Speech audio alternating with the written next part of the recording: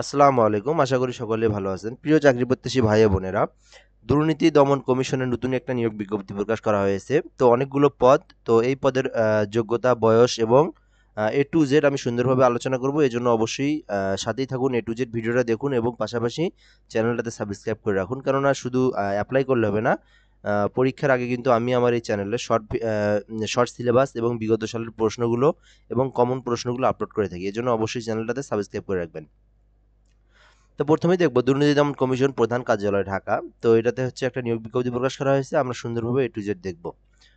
তো দুর্নীতি দমন কমিশনের নিম্নলিখিত পদসমূহ অস্থায়ী ভিত্তিতে পূরণের জন্য পদের নামের পাশে উল্লেখিত জাতীয় বেতন স্কেল 2015 এর বেতন ক্রমে বাংলাদেশের স্থায়ী নাগরিকদের নিকট হতে অনলাইনে আবেদনপত্র গ্রহণ করা যাচ্ছে। তো কনস্টেবল পদে হচ্ছে কনস্টেবল পদ, জাতীয় বেতনক্রম ৯,০০০ থেকে ২১,০০০ টাকা বেতন স্কেল। তো শূন্য পদের সংখ্যা হচ্ছে ৯১ জন। কোনো স্বীকৃতি বোর্ড হতে দ্বিতীয় বিভাগে মাধ্যমিক স্কুল বা সমমান পরীক্ষায় উত্তীর্ণ সার্টিফিকেট। তো তার আগে বলে নেই, এটা অস্থায়ী হলেও কিন্তু আপনার এই চাকরিগুলো কখনো যায় না। এগুলো কিন্তু আপনার পার্মানেন্টের মধ্যে আর কি। এগুলো কিন্তু জাস্ট আপনার হচ্ছে আইনি ধারায় সংবিধানে আর কি, দুদকের সংবিধানে অস্থায়ী ভিত্তিতে দেওয়া আছে বিধায় অস্থায়ী। কিন্তু এগুলো কিন্তু আপনার যারা স্থায়ী তাদের মধ্যেই কিন্তু জব থেকে যায়। ঠিক আছে? কোনো বড় ধরনের কোনো ঝামেলা বা কোনো ফল্ট না হইলেই আপনার এটা চিরজীবন স্থায়ী আরকি। মানে যতদিন আরকি সময়সীমা। তো বিষয়টা হচ্ছে কনস্টেবল জাতীয় বেতন কর্মে ৯,০০০ থেকে ২১,০০০ টাকা বেতন স্কেল ৯১ জন নিয়োগ দিবে এই পদে। তো কোনো স্বীকৃতি বোর্ড হতে দ্বিতীয় বিভাগে মাধ্যমিক স্কুল বা সমমান পরীক্ষায় উত্তীর্ণ সার্টিফিকেট থাকতে হবে। আর অফিস সহায়কে ১০ জন নিবে। এটা হচ্ছে আপনার ৮,২৫০ থেকে ২০,০০০ টাকা বেতন স্কেল। তো এটা হচ্ছে আপনার অষ্টম শ্রেণী পাশ হলে কিন্তু আপনি এটাতে আবেদন করতে পারবেন। মোট ১০১ জন আরকি মোট পদ। তো আমরা দেখব কিভাবে আবেদন করবেন এবং আরো বিষয়গুলো আমরা সুন্দরভাবে দেখব।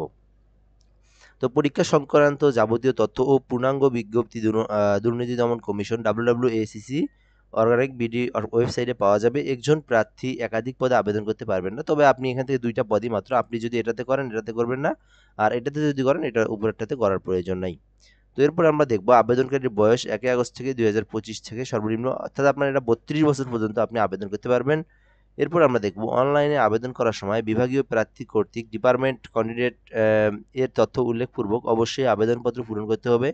তবে বিভাগীয় প্রার্থীকে মৌখিক পরীক্ষায় অংশগ্রহণের পূর্বে সংশ্লিষ্ট কর্তৃপক্ষের নিকট হতে অনাপত্তিপত্র গ্রহণ করতে হবে এবং অনাপত্তিপত্রের মূল কপি মৌখিক পরীক্ষার গ্রহণকালে প্রদর্শন করতে হবে। নিয়োগের ক্ষেত্রে সরকার এবং কমিশন বিদ্যমান এবং পরবর্তীতে সংক্রান্ত বিধিবিধানে কোনো সংশোধন হলে তা অনুসরণ করা হবে।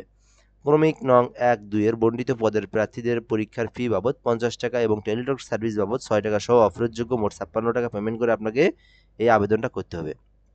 এরপর আমরা দেখব কর্তৃপক্ষ নিয়োগ বিজ্ঞপ্তিতে উল্লেখিত পদের সংখ্যা হ্রাস বৃদ্ধি বাতিল করার সংরক্ষণ করেন। অর্থাৎ এর সংখ্যাটা তারা কমাতেও পারে, বাড়াতেও পারে। তবে বিশেষ করে এটা হচ্ছে কমে না, কখনো বাড়ে আরকি।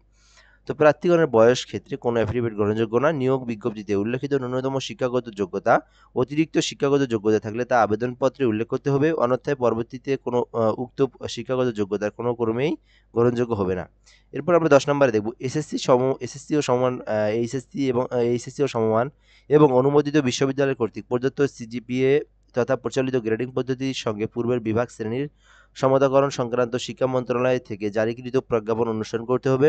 ১১ নম্বরে মৌখিক পরীক্ষার সময় জাতীয় পরিচয়পত্রের আবশ্যিকভাবে দাখিল করতে হবে। নিয়োগ পরীক্ষায় লিখিত ও মৌখিক অংশগ্রহণের জন্য কোনো প্রকার টিএডিএ প্রদান করা হবে না। এরপর আমরা দেখব আবেদনপত্র সংক্রান্ত পূরণ সংক্রান্ত তথ্যাবলী। তো পরীক্ষায় অংশগ্রহণ ইচ্ছুক ব্যক্তি accelerator.com.bd এই ওয়েবসাইট থেকে আবেদন করবেন।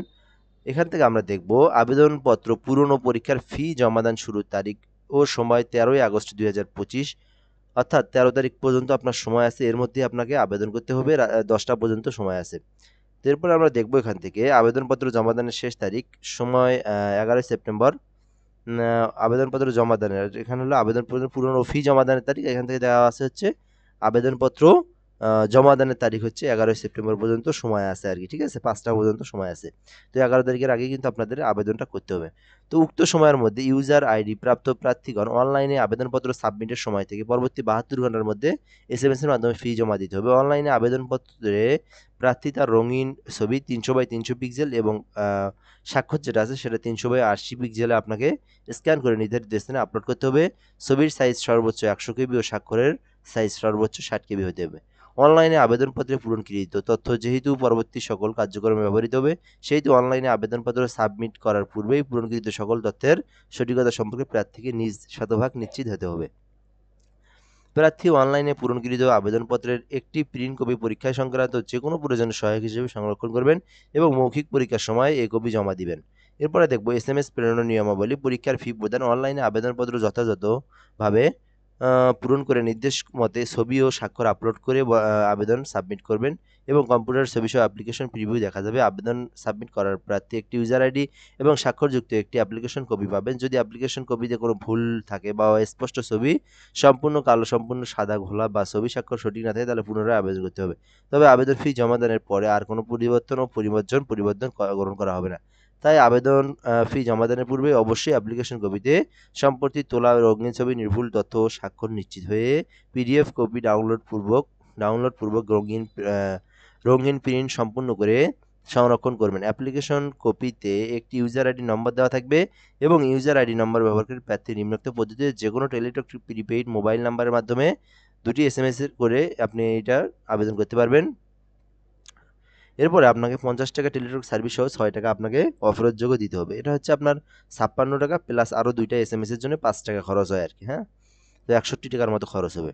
তো এরপরে অনধিক 72 ঘন্টার মধ্যে ফি জমা দা ফি আ আ কি, কি 72 ঘন্টার মধ্যে জমা দিবেন। তবে সকল গ্রেডের অনগ্রসর ক্ষুদ্র নিগোষ্ঠী, শারীরিক প্রতিবন্ধী লিঙ্গের তৃতীয় লিঙ্গ প্রার্থীগণ 50 টাকা এবং টেলিটক সার্ভিস বাবদ 6 টাকা সহ অফেরতযোগ্য 56 টাকা অনধিক 72 ঘন্টার মধ্যে জমা দিবেন। এখানে বিশেষভাবে উল্লেখ, অনলাইনে আবেদনপত্রের সকল অংশ পূরণ করে সাবমিট করা হলেও পরীক্ষার ফি জমা না দেওয়া পর্যন্ত অনলাইন আবেদন কোনো কোনো অবস্থাতেই গ্রহণ করা হবে না। অর্থাৎ আপনি পেমেন্ট না করলে আপনি আবেদন করলেও আপনার যে আবেদন সেটা গ্রহণ করা হবে না। তো প্রথমত আপনি এখান থেকে যে দেওয়া আছে সিস্টেমটা কিভাবে আপনি পেমেন্টটা করবেন, এসিসি স্পেস ইউজার আইডি লিখে সেন্ড করতে হবে।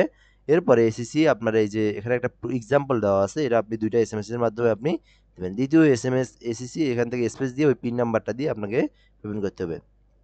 তো রিপ্লাই কংগ্রাচুলেশন এটা দেখাবে আপনার। তো এরপরে এগুলো আর তেমন কিছু নাই। এখানে আপনার বিষয়টা এরকমই। তো আপনি কিভাবে যে প্রার্থীর যোগ্যতা যাচাই কিভাবে হবে এগুলো দেওয়া আছে এখানে। লিখিত এমসিকিউ কিভাবে হবে এটাও দেওয়া আছে। তো বাংলা, ইংরেজি, সাধারণ গণিত বিষয় থেকে আপনাকে ৭০ পেতে হবে। মৌখিক পরীক্ষার মধ্যে 30, মোট 100 মার্কের পরীক্ষা হবে। তো এরপর আমরা দেখব এখান থেকে শারীরিক যোগ্যতা আপনার এখান থেকে 6 থাকতে হবে। পুরুষের জন্য 168 সেন্টিমিটার, নারী হলো 161 সেন্টিমিটার, তৃতীয় লিঙ্গ 161 সেন্টিমিটার। তো এখানে দেখতেই পারতেছি ক্রমিক 2 নং বর্ণিত অভিষেক পদের প্রার্থীদের ক্ষেত্রে পরীক্ষার বিষয় মানবন্ধন এইভাবে দেওয়া আছে। এগুলো এই পর্যন্তই। তো এরপর হচ্ছে বিবিধ এগুলো দেওয়া আছে, এগুলো তেমন কিছু না, এগুলো আপনারা দেখে নিন। এখন বিষয়টা হচ্ছে আপনি আবেদন যদি অনলাইনে করতে চান, তো এখান থেকে এই নাম্বারে যোগাযোগ করলে আপনি অনলাইনে আবেদন করতে পারবেন। 01758303112 এই নাম্বারে আপনি 01775830312 এই নাম্বারে হোয়াটসঅ্যাপে যোগাযোগ করবেন।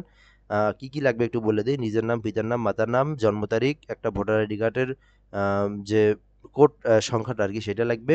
একটা মোবাইল লাগবে সচল এবং একটা মেইল লাগবে। তারপরে আপনার হচ্ছে এসএসসি, এইচএসসির যে তথ্যগুলো, রেজিস্ট্রেশন নাম্বার, রোল নাম্বার লাগবে। এরপর আপনার ঠিকানাটা লাগবে। এরপর আপনার একটা ছবি লাগবে। এরপর আপনার একটা স্বাক্ষর লাগবে। এই বিষয়গুলো দিয়ে আপনি কিন্তু নিজেই ঘরে বসে আবেদন করতে পারবেন। তো ভিডিও পর্যন্তই। ধন্যবাদ। ভালো থাকবেন। আসসালামু আলাইকুম।